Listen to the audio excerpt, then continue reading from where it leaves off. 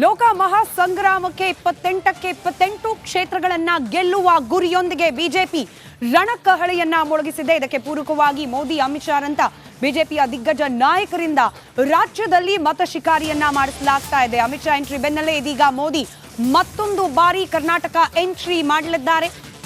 April 14ಕ್ಕೆ Chikkaballapur ಹಾಗೆ ಬೆಂಗಳೂರಿನಲ್ಲಿ ಮತ ಶಿಕಾರಿಯನ್ನ ನಡೆಸಲಿದ್ದಾರೆ ನರೇಂದ್ರ ಮೋದಿ. ಚಿಕ್ಕಬಳ್ಳಾಪುರ ಹಾಗೆ ಬೆಂಗಳೂರು ವ್ಯಾಪ್ತಿಯ 4 ಲೋಕಸಭಾ ಕ್ಷೇತ್ರಗಳಲ್ಲಿ ತಮ್ಮ ಅಭ್ಯರ್ಥಿಗಳ ಪರವಾಗಿ ಮತಯಾಚನೆಯನ್ನ ಮಾಡಲಿದ್ದಾರೆ ನಮೋ. ಆ ಮೂಲಕ ರಂಗೇರಿದೆ ಲೋಕ ಸಮರದ ಅಖಾಡ.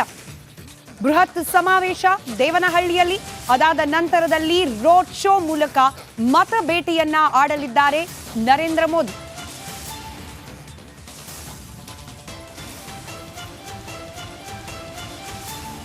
ಏಪ್ರಿಲ್ 14ರಂದು ಮಧ್ಯಾಹ್ನ 3 ಗಂಟೆಗೆ ದೇವನಹಳ್ಳಿಯಲ್ಲಿ ಸಮಾವೇಶವನ್ನ ಹಮ್ಮಿಕೊಳ್ಳಲಾಗಿದೆ. ಅದಾದ ನಂತರದಲ್ಲಿ ಅದೇ ದಿನ ಬೆಂಗಳೂರು ಉತ್ತರ ಕ್ಷೇತ್ರದಲ್ಲಿ ರೋಡ್ ಶೋ ನಡೆಸಲಿದ್ದಾರೆ ನರೇಂದ್ರ ಮೋದಿ. ಬ್ಯಾಟ್ರಾಯನ್ಪುರ, ಹೆಬ್ಬಾಳ ವ್ಯಾಪ್ತಿಯಲ್ಲಿ ಈ ರೋಡ್ ಶೋವನ್ನ ನಡೆಸಲಿಕ್ಕೆ ಸಿದ್ಧತೆಗಳನ್ನ ಮಾಡಿಕೊಳ್ತಾ ಇದೆ. ರೂಟ್ ಮ್ಯಾಪ್ ಅನ್ನ ತಯಾರು ಮಾಡ್ತಾ ಇದೆ ಬಿಜೆಪಿ ಘಟಕ. ಮತ್ತಷ್ಟು ಡೀಟೇಲ್ಸ್ನೊಂದಿಗೆ ನೇರ ಸಂಪರ್ಕದಲ್ಲಿದ್ದಾರೆ ನಮ್ಮ ಪ್ರತಿನಿಧಿ ಸುರೇಶ್. ಎರಡನೇ ಬಾರಿ ಲೋಕಸಭಾ ಚುನಾವಣಾ ದೃಷ್ಟಿಯನ್ನ ಇಟ್ಕೊಂಡು ಎರಡನೇ ಬಾರಿ ರಾಜ್ಯ ಪ್ರವೇಶವನ್ನ ಮಾಡಲಿದ್ದಾರೆ ನರೇಂದ್ರ ಮೋದಿ. ಅದರಲ್ಲೂ ಚಿಕ್ಕಬಳ್ಳಾಪುರ ಹಾಗೆ ಬೆಂಗಳೂರು ಕ್ಷೇತ್ರ ವ್ಯಾಪ್ತಿಯಲ್ಲಿ ಮತ ಬೇಟೆ ಯಾವ ರೀತಿಯಾಗಿ ರೂಪುರೇಷೆಗಳು ಸಿದ್ಧವಾಗ್ತಾ ಇದೆ, ಯಾವ ರೀತಿ ಇದರಿಂದ ಮೋದಿ ಅವರ ಎಂಟ್ರಿಯಿಂದ ಮತಗಳ ಲಾಭವನ್ನ ಪಡೆಯೋ ಲೆಕ್ಕಾಚಾರ ಬಿಜೆಪಿ ಪಾಳೆಯದಲ್ಲಿ ನಡೀತಾ ಇದೆ. ಸುರೇಶ್,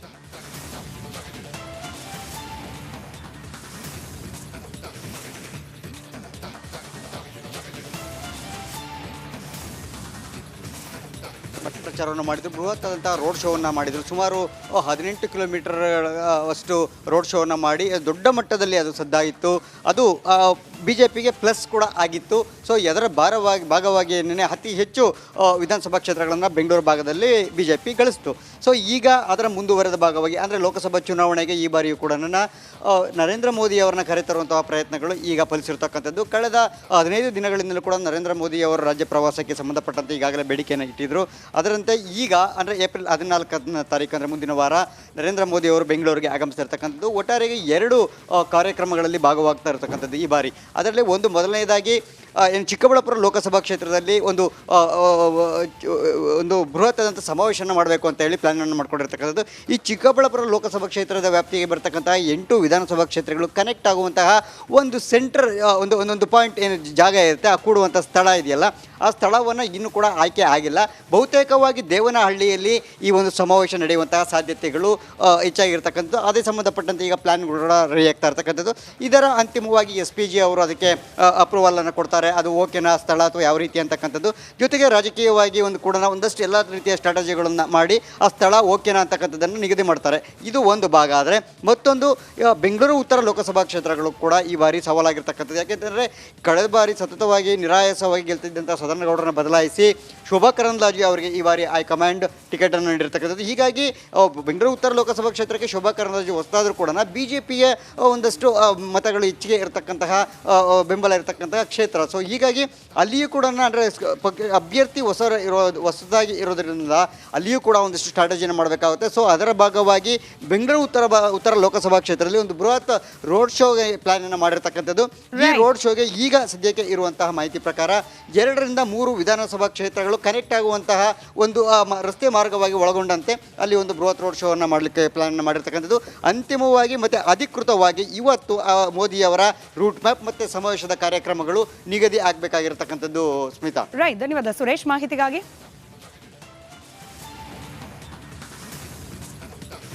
ಚಿಕ್ಕಬಳ್ಳಾಪುರದಲ್ಲಿ ಡಾಕ್ಟರ್ ಕೆ ಸುಧಾಕರ್ ಅವರು ಮತ ಶಿಕಾರಿಯನ್ನ ಮಾಡ್ತಾ ಇದ್ದಾರೆ. ಯಲಹಂಕದ ಬೇರೆ ಬೇರೆ ಕಡೆಗಳಲ್ಲಿ ವಿಶ್ವನಾಥ್ ಅವರ ಜೊತೆಗೂಡಿ ಸುಧಾಕರ್ ಅವರು ಪ್ರಚಾರವನ್ನು ಮಾಡ್ತಾ ಇದ್ದಾರೆ. ಆ ಮೂಲಕ ಚಿಕ್ಕಬಳ್ಳಾಪುರದಲ್ಲಿ ಗೆಲುವಿಗೆ ದೊಡ್ಡ ಮಟ್ಟದಲ್ಲಿ ರಣಕಹಳೆಯನ್ನು ಮೊಳಗಿಸಿರುವಂಥ ಡಾಕ್ಟರ್ ಕೆ ಸುಧಾಕರ್ ಮತ್ತು ವಿಶ್ವನಾಥ್ ಇಬ್ಬರು ಕೂಡ SR ವಿಶ್ವನಾಥ್ ಶಾಸಕ SR ವಿಶ್ವನಾಥ್, ಯಲಹಂಕದ ಶಾಸಕ SR ವಿಶ್ವನಾಥ್ ಇಬ್ಬರು ಕೂಡ ಜೊತೆಯಾಗಿ ಇವತ್ತು ಯಲಹಂಕದ ಕೇಸರಿವನದಲ್ಲಿ ಕಾರ್ಯಕರ್ತರ ಸಭೆಯಲ್ಲಿ ಭಾಗಿಯಾಗಿದ್ದಾರೆ.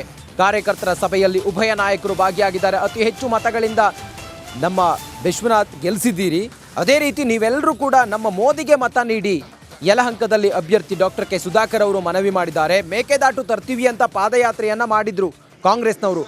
ಮೇಕೆನೂ ಇಲ್ಲ, ಮೇಕೆದಾಟು ಇಲ್ಲ ಅಂತೇಳಿ ಸುಧಾಕರ್ ವ್ಯಂಗ್ಯ ಮಾಡಿದ್ದಾರೆ. SR ವಿಶ್ವನಾಥ್ ಮತ್ತೆ ಡಾಕ್ಟರ್ ಕೆ ಸುಧಾಕರ್ ಯಲಹಂಕದ ಕೇಸರಿವನದಲ್ಲಿ ಕಾರ್ಯಕರ್ತರ ಸಭೆಯಲ್ಲಿ ಭಾಗಿಯಾಗಿದ್ದಾರೆ. ಇವರೆಲ್ಲರ ಸಭೆಯನ್ನು ಯಲಹಂಕ ಕ್ಷೇತ್ರದ ಜನಪ್ರಿಯ ಶಾಸಕರು SR ವಿಶ್ವನಾಥ್ರವರು ಇವತ್ತು ಏರ್ಪಾಡು ಮಾಡಿದರು. ಇವತ್ತು ಸಾವಿರಾರು ಸಂಖ್ಯೆಯಲ್ಲಿ ಇಲ್ಲಿ ಬಂದಿದ್ದಾರೆ. ಭಾಳ ಉತ್ಸಾಹ, ನಿರೀಕ್ಷೆಗೂ ಮೀರಿದ ಉತ್ಸಾಹ ಮತ್ತು ಪಕ್ಷದ ಬಗ್ಗೆ ಬದ್ಧತೆ. ಮಾನ್ಯ ನರೇಂದ್ರ ಮೋದಿಯವರನ್ನು ಪ್ರಧಾನಮಂತ್ರಿಗಳಾಗಿ ಮಾಡಬೇಕು ಅನ್ನುವಂಥ ಒಂದು ಹಂಬಲ ಇದೆಲ್ಲವೂ ಕೂಡ ಇಲ್ಲಿ ಕಾಣ್ತಾ ಇದೆ. ಮತ್ತು ಸಂಸದರಾಗಿ ಯಾವ ರೀತಿ ಕೆಲಸ ಮಾಡಬೇಕು, ಅವರಿಗೆ ಯಾವ ರೀತಿ ಸಹಕಾರ ಕೊಡಬೇಕು ಅನ್ನುವಂಥ ಕಿವಿ ಮಾತನ್ನು ಕೂಡ ಹೇಳಿದ್ದಾರೆ.